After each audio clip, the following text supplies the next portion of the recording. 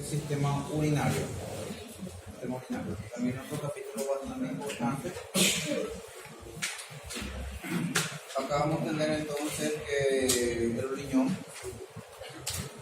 viene a ser un órgano entonces que vamos a encontrar sus dimensiones, son bastante fáciles de recordar, alrededor de 12 centímetros, ¿verdad? Por 6 centímetros, por 3 centímetros entonces de espesor. Vamos a encontrar entonces que va llegando entonces nuestro riñón, su parénquima. Está dividido entonces en dos porciones, una porción periférica que viene a ser la corteza renal y una porción entonces más interna que viene a ser la médula renal. En la médula renal, que viene a ser esa porción más interna, como están encontrando, la médula renal encontramos unas estructuras piramidales que justamente se denominan pirámides renales.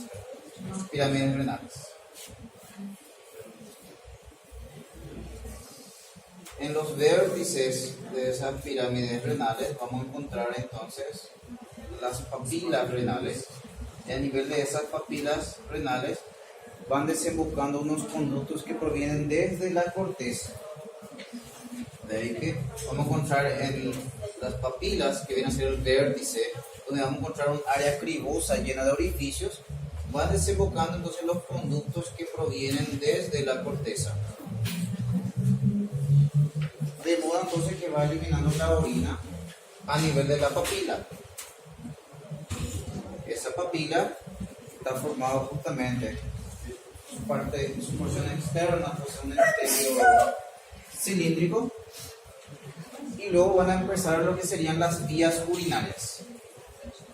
Entonces la orina se va liberando aquí a nivel de las papilas renales, hacia un sistema de conductos que da inicio justamente a lo que serían nuestras vías urinarias. Por lo tanto, vamos a tener que inician esas vías urinarias con los cálices menores. Esos cálices menores se van a unir y van a entonces confluir para formar los cálices mayores. Los cálices mayores vuelven a confluir esos cálices mayores y dan lugar a la pelvis renal. Y esa pelvis renal es la que se continúa con los uréteres. Ahora el uréter va a desembocar a nivel de la vejiga, y la vejiga va a eliminar la orina a través de la uretra. Encontramos entonces que desde los cálices menores hasta la porción proximal entonces de la uretra está revestido por un epitelio transicional, también denominado entonces urotelio. Entonces a nivel de la médula renal encontramos esas pirámides, y aparte de esas pirámides donde encontramos justamente los conductos o túbulos colectores que desembocan en las papilas, entre cada pirámide encontramos tejido cortical, ¿verdad?, en una zona donde se denomina justamente columna renal. O sea, entre las pirámides encontramos las columnas renales. Columnas renales de Bertin. Columnas renales de Bertin.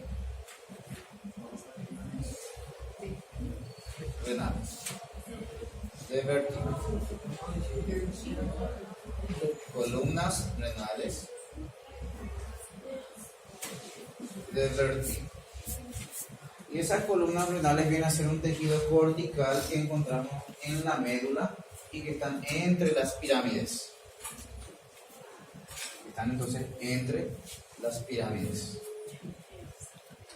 Las columnas renales de Bertin. Tejido cortical que encontramos entre las pirámides renales.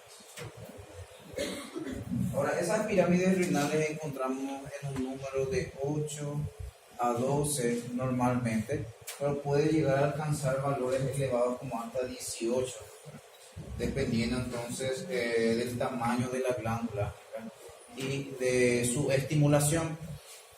Y se va a observar justamente observar que generalmente cuando en personas que poseen un solo riñón, mi vecino falleció a los 90 años y ahí recién se descubrió que tenía un solo riñón, o sea, tenía una agenesia renal.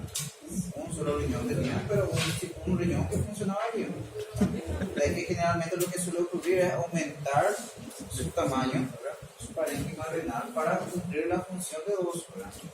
Y funcionaba normalmente, ¿verdad? Funcionaba normalmente, ya que con un riñón es suficiente para vivir. No es suficiente para vivir. De que lo que suele ocurrir, ¿verdad?, en esas personas es que aumenta el parénquima renal, sufre una hiperplasia, hipertrofia, ¿sí? Ocupar um maior espaço do corpo não dava para perceber na tua cabeça. ¿Cómo? Ele foi perceber tarde, né? Y descubrió ya, o sea, él no descubrió en realidad. Sus familiares descubrieron después que falleció. Él ni sabía. Él ni sabía. Y falleció, o sea, su problema no tenía nada que ver con su riñón. Su problema no tenía nada que ver con su riñón. Entonces él falleció y luego de fallecer justamente que se dieron cuenta que tenía un solo riñón, tenía una agenesia renal. Eso no impidió la realización de sus actividades diarias, ¿verdad? Porque justamente con uno es suficiente. Y uno va observando y ustedes se van a dar cuenta justamente en pacientes trasplantados. El riñón suele aumentar de tamaño a lo largo del tiempo, ¿verdad? Aumenta ligeramente y ese tamaño, ese riñón que tenía alrededor de 12 centímetros puede llegar a tener entonces 14 centímetros o 15 centímetros. Aumenta porque aumenta el tejido justamente para aumentar su función. Entonces vamos a encontrar que la cantidad de pirámides está relacionada con la cantidad de lóbulos que posee nuestro riñón. Y acá entonces tenemos que distinguir en nuestro riñón, tenemos que reconocer el concepto de lóbulo y el concepto de lobulillo. Lóbulo renal y lobulillo renal. Nuestro lóbulo renal está compuesto entonces por la pirámide renal, por la pirámide renal,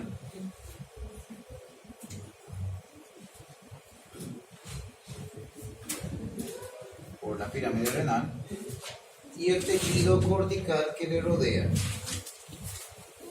El tejido cortical entonces que le rodea. Entonces acá vamos a tener un lóbulo, aquí vamos a tener otro lóbulo, aquí vamos a tener entonces otro lóbulo. De ahí que esa columna de Bertin, ¿verdad?, la mitad corresponde entonces a este lóbulo, la otra mitad corresponde entonces a este lóbulo, y así sucesivamente. Vamos a tener los lóbulos renales. Va dando lugar entonces a una imagen que parece un helado de cucurucho, ¿verdad? Sorvete de casquinha, Eu ia falar a cabeça de um cogumelo. helado de cucurucho, ¿verdad? Que aquí le llamamos Como cucurucho. cucurucho. Casquinha sorvete. Casquinha. Sorvete casquinha. El cucurucho. Entonces acá si vos querés helado te preguntan, ¿querés en vasito o el cucurucho? ¿Querés vasito o cucurucho? Sería la casquilla. Y a mí me gusta el cucurucho. Entonces yo le pido cucurucho. Cucurucho do McDonald's. ¿Sí? Bertin. Bertin. Bertin.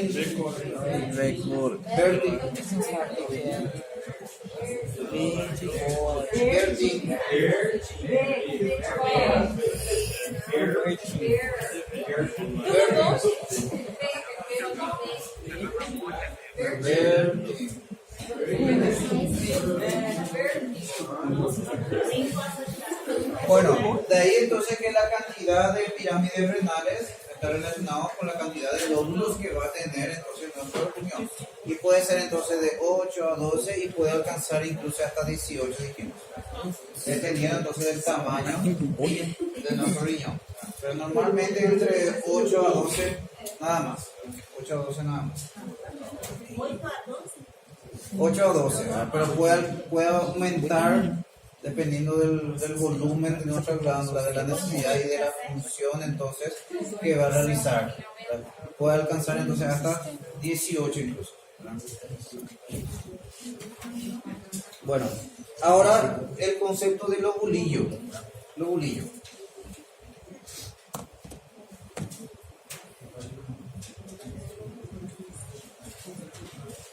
Bueno, el lobulillo renal, entonces, vamos a tener que en un lóbulo vamos a encontrar grandes cantidades de lobulillos, varios lobulillos dentro de un lóbulo. Y ese lóbulo va a estar formado entonces por el conducto colector, por el túbulo colector que proviene entonces desde la corteza y va desembocando entonces en la papila, desemboca en la papila. Entonces ese túbulo colector más las nefronas que van drenando junto en ellas, las nefronas que van drenando en ellas, porque la unidad funcional de nuestro riñón viene a ser la nefrona. ¿De qué vamos a tener entonces? Que los túbulos colectores más las nefronas que van desembocando en ellas van a formar lo que sería un lobulillo renal. Un lobulillo renal. Entonces vamos a tener varios lobulillos entonces en cada lóbulo.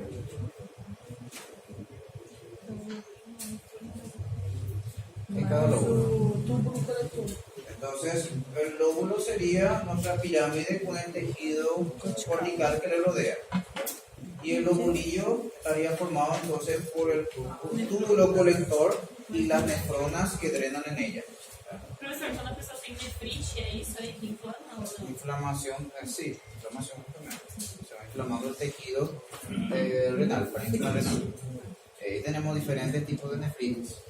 Eu nasci com nefrite. El túbulo colector y las nefronas que desembocan en ella. Las nefronas que desembocan en ella. Eso sería entonces un lobulillo renal. Túbulo colector y todas las nefronas que van desembocando en ella. De ahí que vamos a encontrar varios lobulillos entonces en un lóbulo renal. Entonces, varios lobulillos entonces que en cada lóbulo renal. Cada lóbulo renal.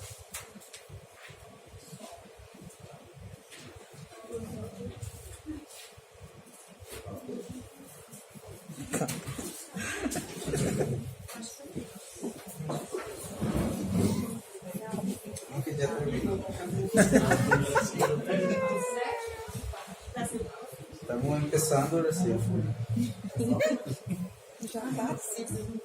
Bueno, lo que estábamos comentando justamente, ¿verdad? Las pirámides separadas por las columnas de Bertini, que va a formar entonces nuestro lóbulo renal, sería la pirámide con el tejido adyacente, ¿verdad? Y va a tener alrededor entonces de 8 a 12 y puede alcanzar incluso hasta 18 entonces cuando está aumentado de tamaño. Y en cuanto a los lobulillos, vamos a encontrar entonces que van a corresponder entonces a los conductos o túbulos colectores, los túbulos colectores entonces, más las nefronas que van a ir drenando entonces en cada túbulo. Ahora para comentar justamente esos túbulos colectores que vamos a encontrar, que van drenando justamente, que van llegando a través de van llegando a nivel de la pirámide renal, son los que van a formar los rayos medulares, que se mencionan justamente, los rayos medulares. Vamos a encontrar entonces, porque va irradiando, y vamos a encontrar entonces de esta forma, como la imagen que estuvimos viendo, ¿verdad? Que van viendo, ¿verdad? Una imagen irradiada, ¿verdad?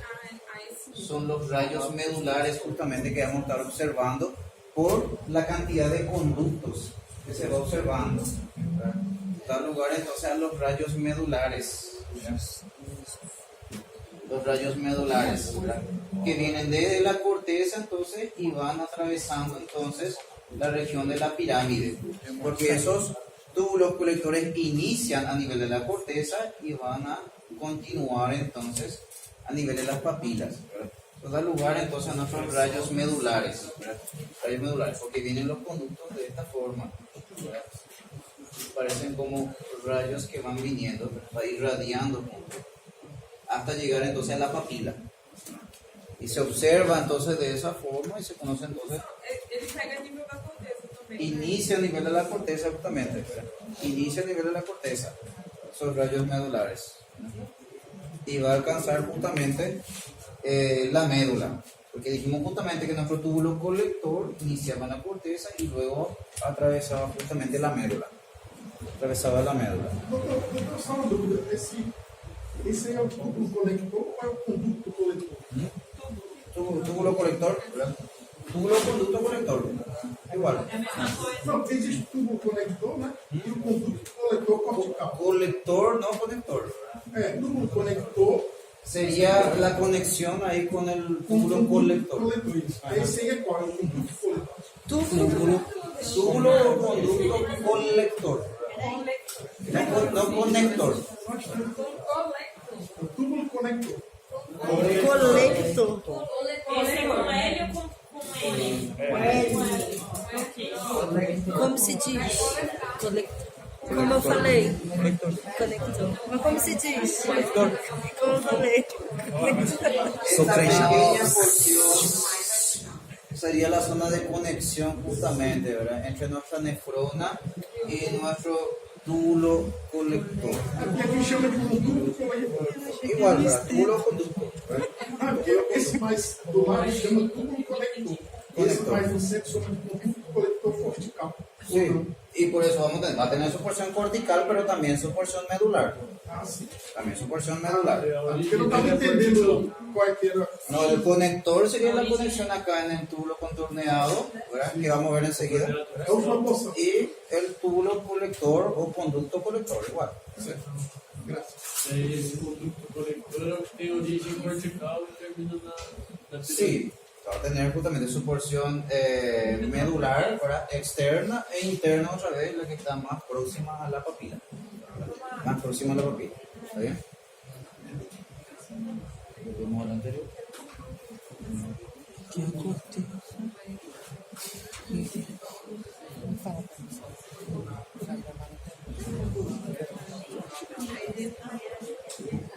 Ahora, teniendo en cuenta entonces la irrigación, vamos a tener que la arteria renal se va ramificando una vez que ingresa por el ilio, ¿verdad? En sus ramas, la superior, inferior, va a dar lugar a las cementarias, que va a dar lugar a arterias arciformes, hasta dar las arterias interlobulillares. Interlobulillares. ¿verdad? Entonces esto se va ramificando. Acá lo que me importa justamente es que se va ramificando hasta que llega a las arteriolas aferentes.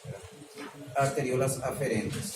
Porque es lo que va a ingresar justamente a nivel, va a ingresar entonces a nivel entonces de nuestro corpúsculo renal. De ahí que vamos a encontrar que la arteriola aferente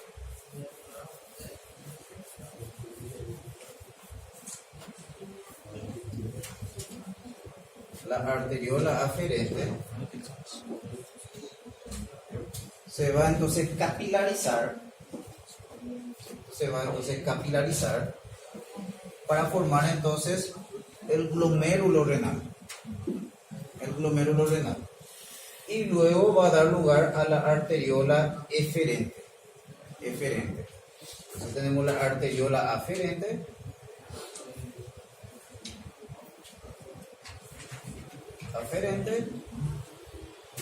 La arteriola eferente. La arteriola aferente se va a capilarizar y va a dar lugar a unos capilares fenestrados, ¿verdad? Esos capilares fenestrados que forman el glomérulo renal están rodeados justamente por la cápsula de Bowman. La cápsula de Bowman. Esa cápsula de Bowman contiene entonces una capa parietal formada por células aplanadas,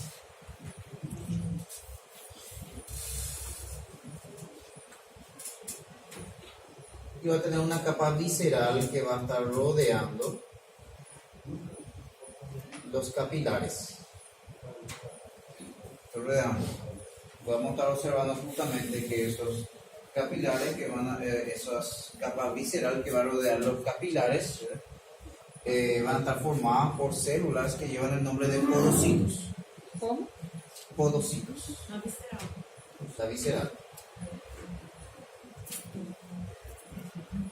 Los podocitos, ¿verdad? Porque va a modificar justamente sus características. Entonces, células aplanadas van a formar entonces la cápsula de Bowman, que va a tener su capa parietal por fuera y la capa visceral que está formada por los podocitos, ¿verdad? Ahora, entre esa capa visceral y la parietal vamos a tener un espacio que se denomina espacio de Bowman. Tenemos la cápsula de Bowman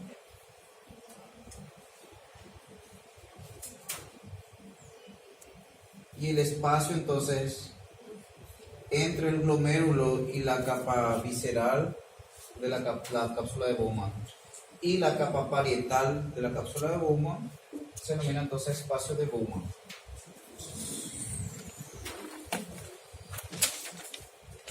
Y es a este espacio de Bowman donde se va a filtrar entonces esa orina primaria. A ese espacio de Bowman se va filtrando entonces esa orina primaria. Entonces, tanto el glomérulo con la cápsula de Bowman va a recibir entonces el nombre de corpúsculo renal. Corpúsculo renal, en conjunto entonces.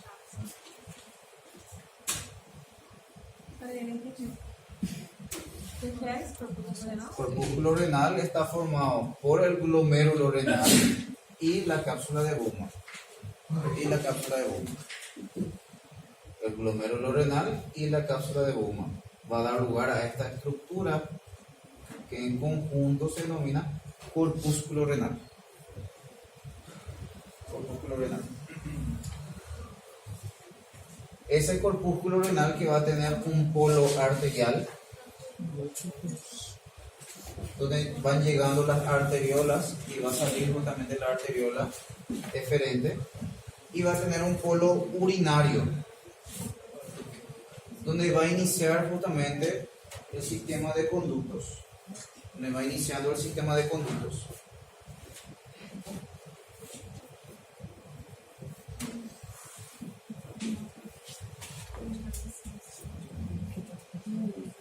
Va a iniciar entonces el sistema de conductos. De ahí que vamos a encontrar entonces que esos capilares justamente que habíamos dicho que a nivel renal serían de qué tipo de capilares. Fenestrados, porque encontramos que era un sitio de gran cantidad de absorción y reabsorción, de que los capilares son fenestrados a este nivel. Encontrar entonces capilares fenestrados porque vamos a tener que a ese nivel va a atravesar justamente varias sustancias, moléculas, ¿verdad? Lo que va a ocurrir entonces aquí a grandes rasgos es que van a llegar, se va a capilarizar, ¿verdad? Van a llevar entonces a los capilares, ¿verdad? Que va a dar lugar entonces, ¿verdad? Y van a vaciar su contenido, ¿verdad? A nivel de ese endotelio fenestrado y va atravesando al espacio de Bowman, ¿verdad? Va a atravesar entonces el espacio de Bowman. Pronto, você falou que ali é porção arterial e quando sai o conduto é qual o nome da região? Polo urinario. Polo urinário. Urinario.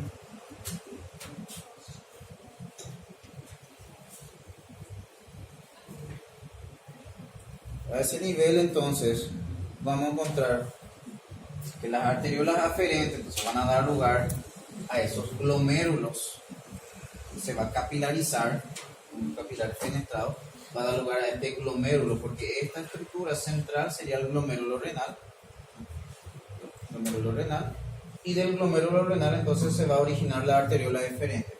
Entonces, para explicar de forma sencilla, vamos a tener entonces que la sangre va llegando por la arteriola eferente. A nivel entonces del capilar, ¿verdad? Los metabolitos tóxicos, los productos de desecho entonces, ya sea el ácido úrico, la creatinina, ¿verdad? La urea, ¿verdad? van atravesando entonces junto con líquido y electrolitos hacia el espacio de Bowman, dejando en el interior de los capilares justamente las células sanguíneas y la albúmina, ¿verdad? Con plasma, que va recorriendo nuevamente para salir por la arteriola eferente. O sea, vamos a tener que, entre comillas, ¿verdad? Entraría aquí justamente una sangre sucia y saldría una sangre limpia, por así decirlo, ¿verdad? O sea, con productos de desecho, y va saliendo sangre sin productos de desecho. ¿Y dónde quedan los desechos? Junto con agua y electrolitos pasan al espacio de Bowman, dando lugar entonces a una orina primaria. Y a través de esta arteriola deferente va a salir una sangre entonces ya que estaría sin desechos, ¿verdad? Para pasar nuevamente a la circulación general. Eso es lo que va a ocurrir entonces a este nivel. Entonces lo que tenemos es que la orina es un ultrafiltrado de la sangre. Un ultrafiltrado de la sangre. Eso es lo que vamos a encontrar justamente a este nivel, donde los productos de desecho entonces son eliminados. Y posteriormente se vuelve a reabsorber justamente. Não, a primeira vez que você está nessa parte de ali, tinha uma dúvida que eu Sim. estava pesquisando até a noite. Uhum. As aves, em especial galinhas, elas não têm bexigas. Elas não têm bexigas. Pode ser de café. Uy, la verdad que día aún después de esto me interesa leer eso. Me interesaría leer, ¿verdad? Pero Vai buscar a informação certinha e depois você traz. Vai pesquisar certinho no próximo aula.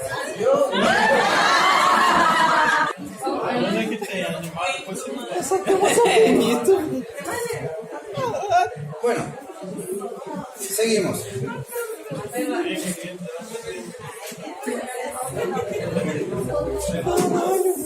Me van a...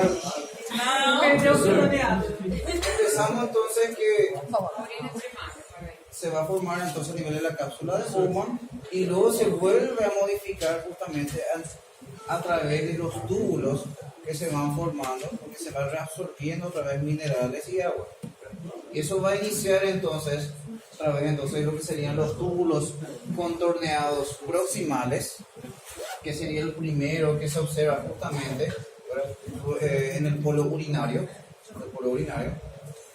el túbulo contorneado proximal, que se va a observar justamente con la presencia de múltiples microvellosidades entonces a nivel de su superficie. De ahí que su luz en realidad tiene un aspecto justamente de que está ocupado, ¿verdad? Una luz sucia justamente lo denomina para que se entienda mejor, ¿verdad? Parece que está ocupada justamente por una sustancia, corresponde justamente a las microvellosidades que se van observando a ese nivel, ¿verdad? Por la presencia. Entonces un conducto donde se observa justamente la luz ocupada, ¿verdad? En el túbulo contorneado entonces proximal. Continúa entonces ese túbulo contorneado proximal, ¿verdad? Con lo que sería entonces el asa de Henle. El asa de Henle, donde vamos a encontrar entonces justamente que está formado por una porción gruesa descendente, porción delgada descendente, porción delgada ascendente, porción gruesa ascendente, ¿verdad? Porción gruesa ascendente, ¿verdad? Eso va a formar lo que sería entonces nuestra asa de Henle, que se va a continuar posteriormente justamente con el túbulo contorneado distal, ¿verdad?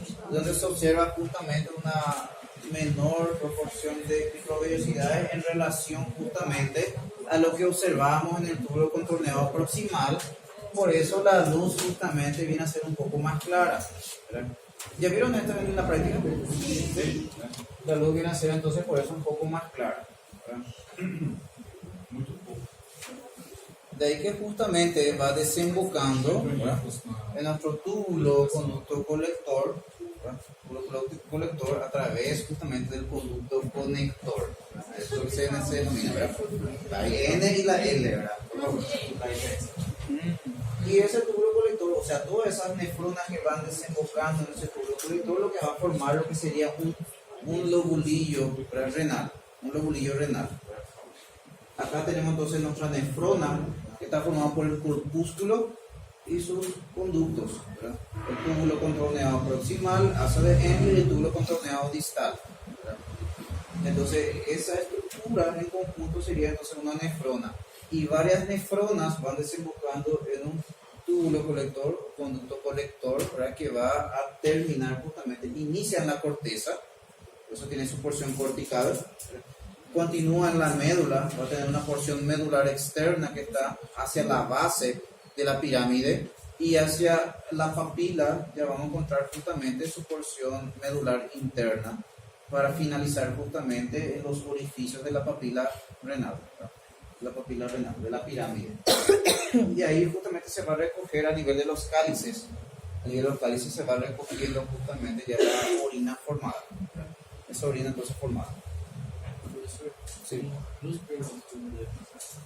O glomérulo são os capilares formados entre as arteriolas aferentes e eferentes. Sí, Sim. totalmente.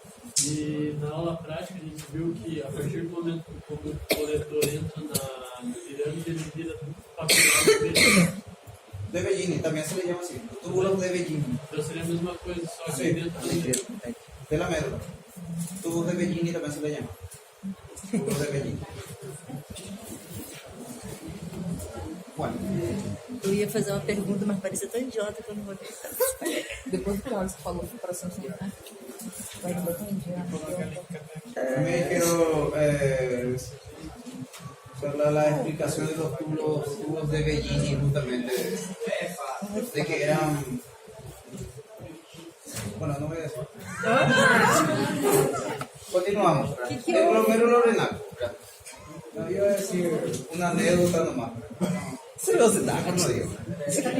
Vamos a tener entonces. É a galinha ainda. No voy a tener la gallina. Voy a tener la gallina.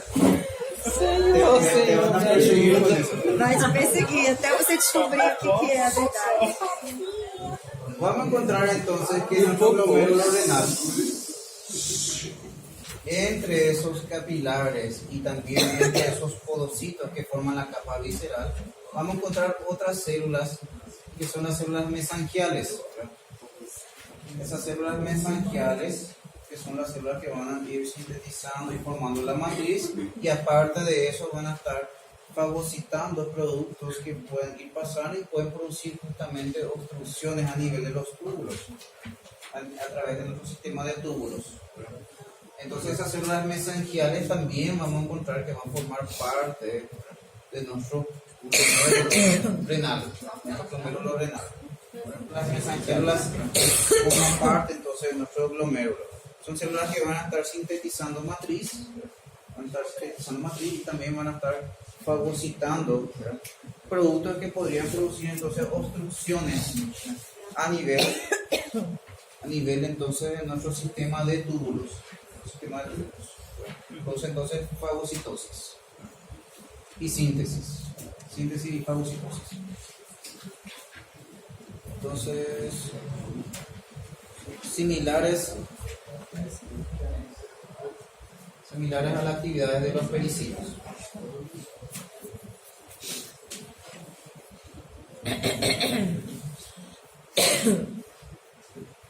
Este es un esquema justamente de lo que habíamos visto. Este está más lindo, pero por acá vamos a ver entonces Ah, mas esse pelo menos ficou nuestro parecido, né? Porque eu tava corpúsculo, passada. nuestro corpúsculo, donde vamos a observar entonces la arteriola aferente, va a dar lugar entonces al glomérulo y va a salir ya la sangre filtrada justamente a nivel de la arteriola eferente. El espacio de Bowman, y aquí se ven las células de la cápsula de Bowman, de su capa parietal, y su capa visceral está formada justamente por los podocitos que se ven justamente que son esas células. Son unas células justamente que poseen prolongaciones primarias y secundarias en forma de pedicelos, ¿verdad? En forma de pedicelos justamente. Vamos a encontrar que esas células poseen prolongaciones primarias y de esas prolongaciones primarias poseen a su vez prolongaciones secundarias.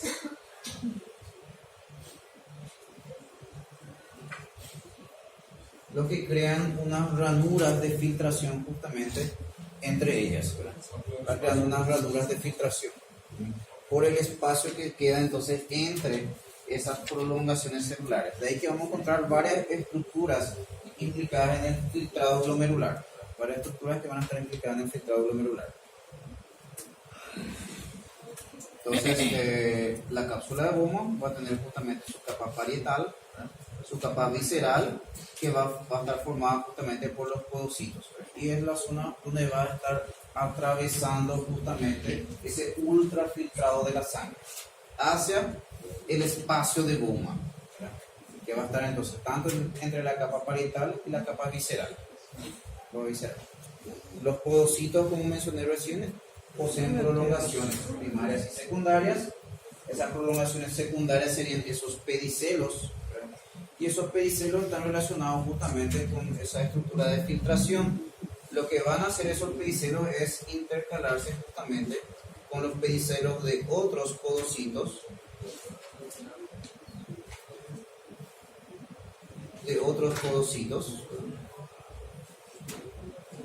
lo que va a dar lugar a pequeños espacios, ¿verdad?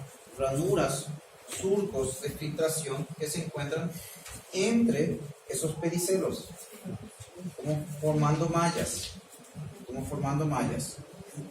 De ahí que vamos a encontrar que ese pequeño espacio que queda entre esos pedicelos es el espacio que va atravesando ese ultrafiltrado.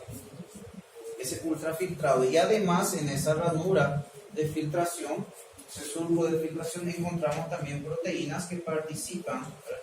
Como si fuera una red, ¿verdad? Justamente impidiendo justamente que pasen moléculas de gran tamaño, ¿verdad? La ranura de filtración, el espacio entonces que está entre, ¿verdad? Entre los pedicelos, porque vamos a tener este podocito, tiene esas prolongaciones, esta prolongación primaria y prolongaciones secundarias que serían esos pedicelos. Se não fosse por isso, passaria então macromoléculas. No solamente eso, Porque são capilares. Eu imaginei que por fato de ser capilar, poderiam, por isso não no passaria. solo, de ahí justamente vamos a ver que no es la única, pero esto en conjunto, está hablando solamente de los podocitos, ¿verdad? Cómo se forma un diafragma justamente de filtración entre esas ranuras o hendiduras de filtración. Donde vamos a encontrar entonces en esas hendiduras, en esos espacios entre esos pedicelos, ¿verdad? Vamos a encontrar entonces también proteínas formando un diafragma, una malla justamente que impide también. Entonces estructuras mucho más pequeñas, otra vez de lo que vamos a poder ver, mucho más pequeñas de lo que podemos ver. Y son varias estructuras implicadas justamente para formar nuestro ultrafiltrado.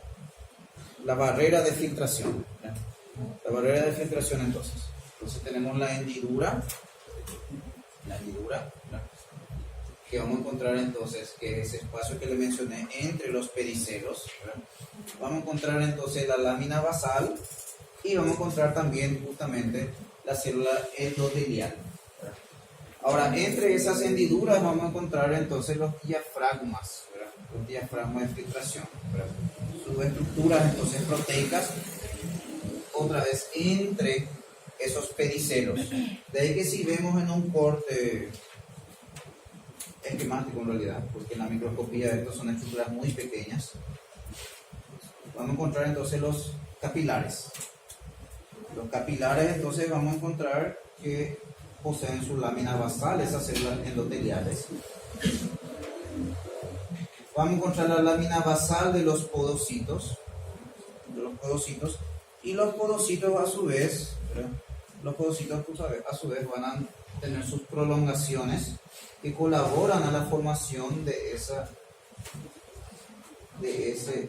barrera de filtración. Entonces estos espacios representando a estos pedicelos cortados, formando entonces hendiduras de filtración, y entre esas hendiduras de filtración tenemos justamente el diafragma de filtración trans. O sea que tiene que estar atravesando todas estas estructuras desde el capilar para pasar entonces al espacio de Bowman. Y todo esto nosotros no podemos ver a la microscopía, tiene que ser por ultraestructura, microscopía electrónica, para que se pueda ver todo lo que va atravesando. Entonces tiene que atravesar el capilar fenestrado, la lámina basal, la célula endotelial, la lámina basal, y esta estructura representarían a los pedicelos de nuestro podocito, ¿verdad? Los pedicelos cortados, ¿verdad? Que cortados los pedicelos, ¿verdad? Se observan de esta forma, ¿verdad? Los pedicelos entonces cortados de esa forma. De ahí que vamos a encontrar que entre los pedicelos tenemos esas hendiduras de filtración.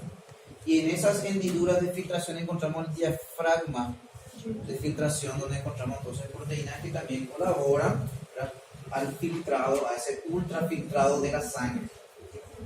Entonces, todas esas estructuras son importantes porque las células endoteliales también impiden que pasen macromoléculas, ¿verdad? Van pasando estructuras a través de vesículas pinocíticas, que en este caso forman las fenestraciones de nuestro capilar fenestrado, de ahí que se encuentran las fenestraciones de nuestros capilares fenestrados. Ahora, la lámina basal no está formada por proteínas que poseen altas cantidades de cargas negativas, también actúan como una barrera, impidiendo que pasen principalmente proteínas desde el plasma, ya que esas proteínas también tienen cargas negativas y negativo con negativo se repelen. Entonces también evita que pasen proteínas que se encuentran a nivel plasmático. Y aparte de eso tenemos otra vez las hendiduras de filtración con el diafragma de filtración, creando una barrera que deja pasar solamente esas moléculas de desecho, ¿verdad?, pequeñas moléculas sin cargas, en productos entonces nitrogenados, y va a pasar entonces agua y electrolitos, ¿verdad? Agua y electrolitos, entonces, ¿verdad?, electrolitos, ¿verdad?, impidiendo entonces el paso de células sanguíneas y de proteínas de gran tamaño, ¿verdad? Todo en conjunto funciona entonces como una barrera de filtración, ¿sí? Quando acontece uma patologia, uma sobrecarga no organismo, quando passa, por exemplo, glicose na urina, o problema vai ser nas fenestrações? Las fenestraciones, Sim. Se passar, cuando comienza a pasar es porque ya supera su capacidad de filtración por el aumento de las concentraciones. Ahora, esa alteración se puede dar justamente de forma patológica, es el paso justamente de moléculas, macromoléculas, o sea, cuando hay un proceso inflamatorio a nivel entonces glomerular, parenquima renal, puede dejar pasar células, puede dejar pasar proteínas, de ahí podemos observar en la orina simple, ¿verdad? Se puede observar justamente eritrocitos, se puede observar linfocitos, se puede observar entonces, te puede informar proteinuria, proteínas positivas, 2 cruces, 3 cruces, ¿verdad?, va informando la orina, ¿verdad? Entonces la presencia de proteínas que es anormal justamente, ¿verdad?, el paso, ¿verdad?, que vaya filtrando justamente las proteínas. Mientras esta barrera de filtración esté intacta, ¿verdad?, no debería entonces dejar pasar ninguna proteína plasmática, porque comienza a pasar y va a alterar esa presión coloidosmótica que ayuda a generar. Ya habíamos hablado cuando hablamos de sangre, el semestre pasado cuando hablamos de vasos sanguíneos, en este semestre cuando hablamos de hígado, que eran los que sintetizaban la mayoría de las proteínas plasmáticas, comentamos justamente la importancia de esas proteínas plasmáticas para el mantenimiento de esa presión coloidosmótica. Y si se va perdiendo por la orina, o sea, si se tiene una proteinuria, ¿verdad?, entonces predispone a consecuencias porque va a disminuir la reabsorción a nivel de los capilares, por lo tanto se va a acumular líquido y va a iniciar justamente un edema, se va a producir entonces un edema, ¿verdad? Y eso suele ocurrir en los síndromes nefríticos y síndromes nefróticos, ¿verdad? Justamente son síntomas que se dan por alteración a nivel renal, es la acumulación de líquido. El síndrome nefrítico también se caracteriza por paso de células sanguíneas a nivel de la orina, de ahí que se tiene, aparte de proteinuria, se tiene hematuria, ¿verdad?, hematuria también, ¿verdad?, y esa hematuria que al principio es microscópico, pero en casos graves se puede volver macroscópica, ¿verdad?, que da para observar ya a simple vista, ¿verdad? Al principio, ¿verdad?, a la microscopía nada más se observan las células, ¿verdad?, y va informando cantidad de células por campo justamente que se observan a nivel de la microscopía. O sea, normalmente no deberían de pasar células, no debería de pasar proteínas, tenemos también de que es bastante útil para identificar estos problemas urinarios un estudio tan sencillo y barato que es la orina simple. La orina simple. También nos ayuda a identificar, pero más accidentalmente, la presencia justamente de glucosa en la orina. Nos ayuda a identificar justamente el caso de diabetes subdiagnosticado, ¿verdad? Por el hecho de que no se hizo ningún estudio para identificar. Vino, consultó por otra causa, uno le pediste la glicemia, le pediste justamente una orina simple, ¿verdad? Le pediste un hemograma, pero ahí encontrás en su orina simple presencia de glucosa, una glucosuria, ¿verdad? Entonces, si hay glucosa a nivel de la orina, es porque ya está muy elevada la glicemia. O sea, la glucosuria no es un criterio diagnóstico de diabetes, no es un criterio, pero nos ayuda también a identificar de forma accidental, vamos a decir, de forma accidental, porque los criterios diagnósticos contemplan justamente la glicemia en ayunas, la glicemia al azar, ¿verdad? O la hemoglobina glicosilada, ¿verdad? No contempla justamente la glucosuria como criterio diagnóstico, por el hecho de que vamos a tener que cuando se tiene glucosuria es porque ya se tienen niveles muy elevados, muy por encima del rango diabético en sangre, porque habíamos comentado cuando hablamos de función endocrina del páncreas que consideramos diabetes a partir de 126 miligramos por decilitro, ¿verdad? Pero recién comienza a pasar a la orina por arriba de 180 miligramos por decilitro. O sea, esa es su capacidad de filtración renal. Esa capacidad de filtración de la glucosa hasta 180 miligramos por decilitro. De ahí que cuando comenzamos a encontrar, la glicemia ya está muy elevada. Si comenzamos a encontrar entonces glucosa en la orina es porque ya está muy elevada. Tanto que anteriormente se observaba eso. Anteriormente, estoy hablando de varios cientos de años atrás, ¿verdad? Incluso miles de años atrás, ¿verdad? Donde vamos a encontrar entonces que cuando se comenzaba a estudiar estas enfermedades se veía que en esos enfermos, ¿verdad?, orinaban en el piso y las hormigas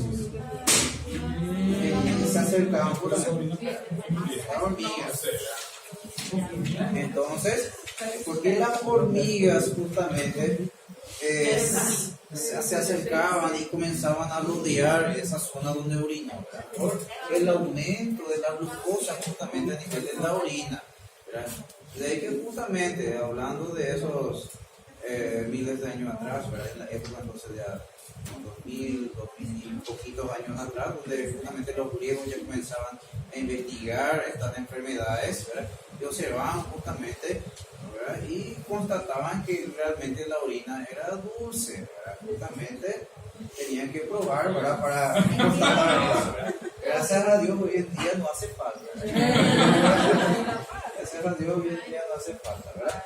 Pero se constata justamente que la orina era dulce y que las hormigas justamente por ese hecho se acercaban, ¿verdad?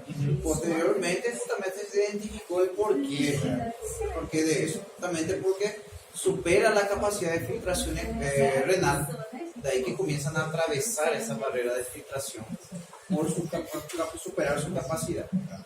Entonces normalmente no debe atravesar. No es un criterio diagnóstico por el hecho de que cuando comienza a pasar ya superó de largo los niveles diabéticos, que es de 126. De ahí que de ese rango entre 126 y 180 es diabético, pero todavía no pasa la orina, ¿verdad? Por eso no es un criterio diagnóstico. Y recién cuando pasa de 180, que es cuando la glicemia ya está muy elevada, es que va a atravesar entonces la orina, ¿verdad? Atraviesa la orina. Entonces, bastante útil también, ¿verdad?, de forma accidental incluso, entonces ustedes pueden identificar, ¿verdad?, identificar esa patología, ¿verdad? Pero como le dije, no es un criterio diagnóstico, ¿verdad? O sea, no pedimos orina simple para diagnosticar diabetes. En realidad vamos a pedir por otra causa, podemos pedir y accidentalmente podemos encontrar, ¿verdad?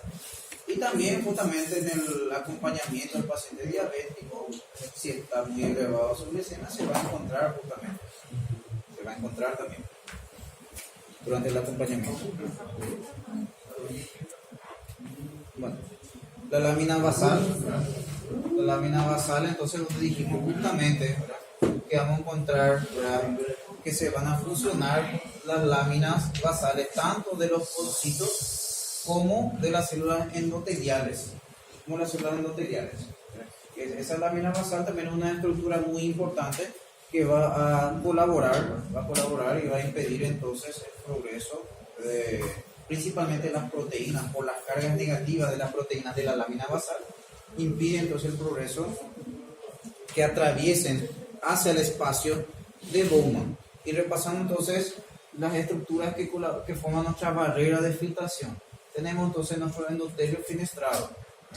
Vamos a tener entonces la lámina o membrana basal, tanto del podocito como de la célula endotelial. Y vamos a tener justamente la hendidura de filtración con el diafragma de filtración. Las hendiduras del espacio del diafragma, ¿verdad?, va a estar formado por proteínas que encontramos entre esas hendiduras de filtración. Todo eso colabora a formar justamente esa barrera de filtración. Barrera de filtración que debe atravesar justamente, ¿verdad?, los componentes del plasma para pasar entonces al espacio de Bowman. Sería entonces nuestra ultraestructura, ¿verdad?, del nuestro glomérulo, lo que mencionamos. Capilar, ¿verdad?, de nuestro glomérulo, el endotelio, membrana basal, ¿verdad?, y las ranuras de filtración entre los pedicelos, entonces de nuestros podocitos, ¿verdad?, ¿verdad? Lo que le mencioné justamente es la importancia de la membrana basal, justamente por la presencia de las cargas negativas que encontramos en las proteínas.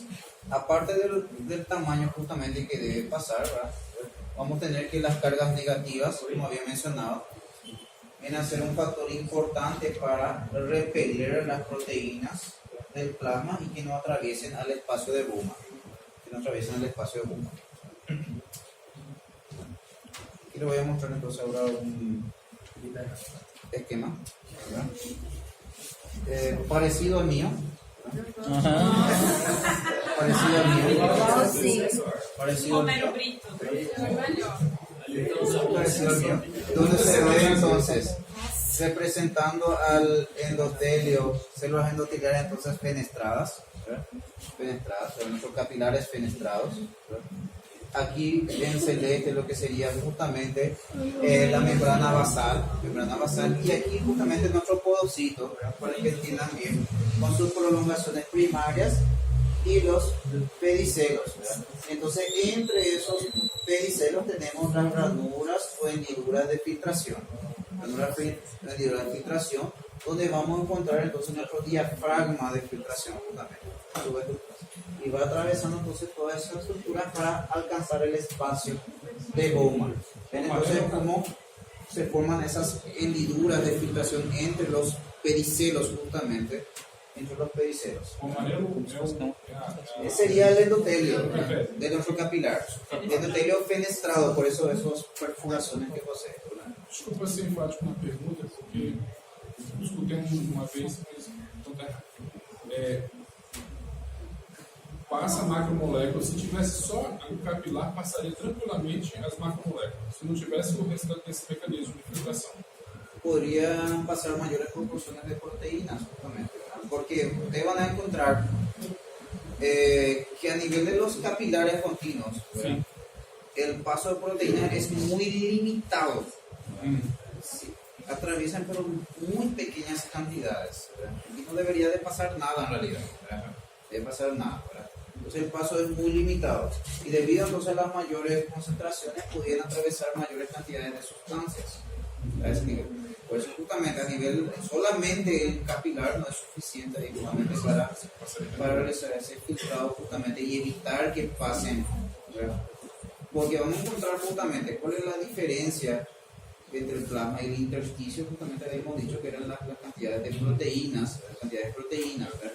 Pero eso no significa que en el líquido intersticial no haya proteínas, solamente hay pequeña concentración justamente porque atraviesan en muy escasas concentraciones.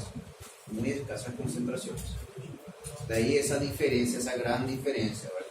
Y aquí tenemos que justamente esa membrana basal impide el paso de proteínas. No es que van a pasar pocas, ¿verdad? No van a pasar, ¿verdad? No van a pasar, ¿verdad? No pasa nada, ¿verdad? Ahí lo que van a pasar justamente son los productos de desechos, ¿verdad? Los productos de desechos, ¿verdad? Y va a pasar agua y electrolitos, ¿verdad? Ahí electrolitos, los componentes más abundantes justamente del plasma. Y esa agua y electrolitos que posteriormente se vuelven a reabsorber de acuerdo a la necesidad, porque habíamos visto justamente varias hormonas que participaban en ello. La hormona antidiurética, hablamos de la aldosterona, ¿verdad? Que producen justamente reabsorción a nivel de los túbulos colectores, ¿verdad? Acá entonces, como se observa nuestra micrografía electrónica, ¿verdad? Por fuera, ¿verdad? Acá entonces en la micrografía electrónica de barrido, para observar entonces la superficie en 3 dimensiones, serían los podocitos y los pedicelos, ¿verdad? Figuras bien pequeñas entonces, ¿verdad? Los podocitos y los pedicelos que se van observando. Sería esto, ¿verdad? Pero como se ve justamente en nuestra micrografía electrónica, microscopio electrónico. Y en el microscopio electrónico entonces de transmisión, ¿verdad? ¿Cómo se va a observar entonces? El capilar con las fenestraciones, la lámina basal, ¿verdad? Y aquí se ve justamente los pedicelos y las ranuras o hendiduras de filtración, donde vamos a encontrar justamente esos diafragmas de filtración. Entonces va atravesando en este sentido entonces para pasar al espacio de Bowman, ¿verdad? Atravesando entonces en este sentido, ¿verdad? Y eso sería entonces en una micrografía electrónica. De ahí que vamos a tener que hay algunas patologías que justamente actúan sobre la lámina basal, ¿verdad? Y la destrucción, ¿verdad? Un proceso inflamatorio de la lámina basal altera la filtración y va a dejar otra vez que pasen proteínas, ¿verdad? Va a dejar que pasen proteínas. Ahí entonces tenemos glomerulopatías, enfermedades autoinmunes que afectan la lámina basal, ¿verdad? Donde se van a formar justamente acumulación y procesos inflamatorios, y esa alteración va a dejar que pasen proteínas, ¿verdad? O infecciones, ¿verdad? O infecciones que pueden afectar también el parénquima renal, ¿verdad? Parénquima renal. Entonces aquí vemos nuestras tinciones habituales de rutina, nuestro corpúsculo renal, donde se observa bien el glomérulo, y esta imagen es muy linda porque justo se observa el origen de qué túbulo se ve, túbulo contorneado proximal. Justo se ve el polo urinario en este corte, ¿verdad? Justo da para ver el polo urinario, ¿verdad? Entonces, túbulo contorneado proximal, que vemos justamente la luz ocupada por esas microvellosidades. Estar observando entonces la luz ocupada entonces por las microvellosidades.